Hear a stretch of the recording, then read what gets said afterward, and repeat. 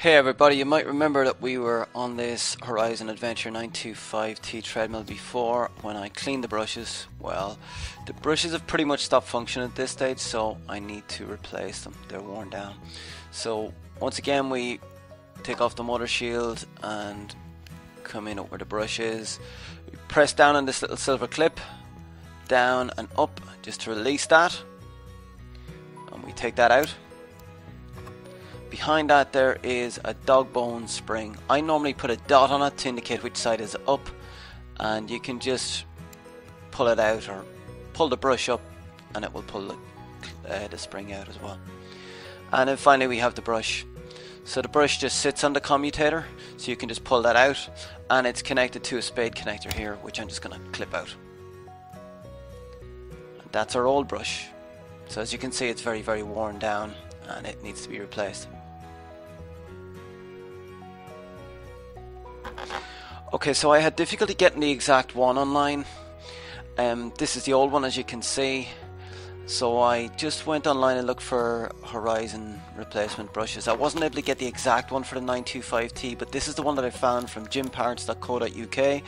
It was 29 sterling.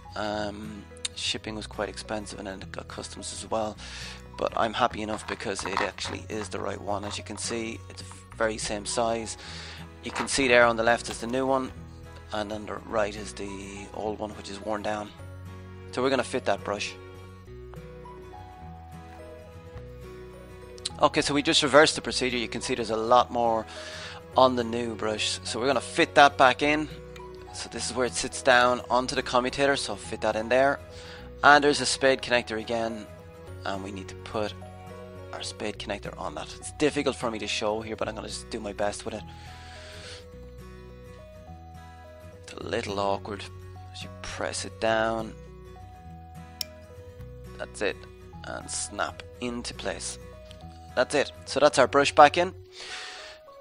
So the next step is to put the spring back on top of it. Now this spring, the first time I did this I thought this was symmetric and I wasn't sure what way to put it back in, but as you see it's not symmetric. So I put a little dot on the top of the spring so I know which side is up.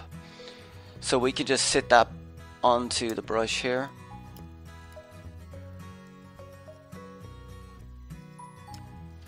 I just want to try and sit it on it so you can see it with the camera. So gently,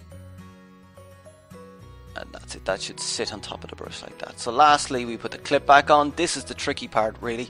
It's also tricky for me to video it. So here's our clip again. So we need to place this on top of the spring. So place it on top of the spring. Push down on this, and then you want to push it in towards the motor because it catches on two holes in there. Hopefully you can see that there. So press the spring down and push it in, and what I do then is I get tweezers and just make sure that it clips in properly. So that is perfect. And the final check is just to make sure it's running, and as you can see there, our motor is back running fine.